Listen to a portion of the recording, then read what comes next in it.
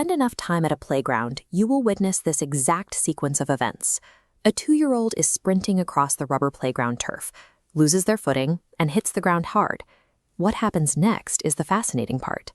Instead of immediately bursting into tears, the child freezes. They sit up in total silence, quickly scan the play area, and lock eyes directly with their caregiver. It is easy to assume they are just disoriented, or waiting to see if an adult will rush over to physically pick them up.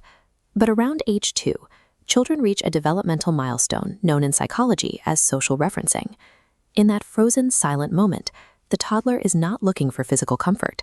They are actively trying to use your nervous system as an external hard drive to evaluate whether or not they are actually in danger.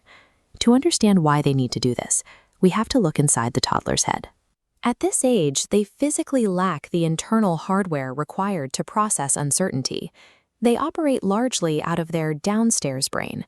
This is the primitive, instinctual center responsible for basic survival responses, like fight, flight, and raw threat detection. So when they scrape their knee, their body registers a sudden physical shock. But their brain cannot independently compute whether that physical shock is a minor tumble or a life-threatening emergency. Because their own logic processor is unfinished, they have to outsource the job. They temporarily borrow an adult's fully functioning brain to make sense of the physical sensation they are experiencing. This habit of seeking external data begins on the very first day of life. Developmental researchers refer to this as serve and return. By age 2, this basic interaction loop evolves into a highly sophisticated real-time mechanism for pulling data during moments of intense stress. That silent stare from the playground turf is actually a rapid, high-stakes information request built on thousands of hours of neurobiological testing. Which brings us back to that frozen moment after the fall. The physiological outcome for the child depends entirely on the visual feedback they receive.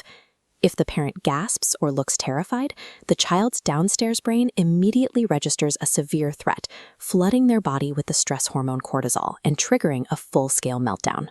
If the parent smiles warmly and projects safety, a completely different biological sequence takes over.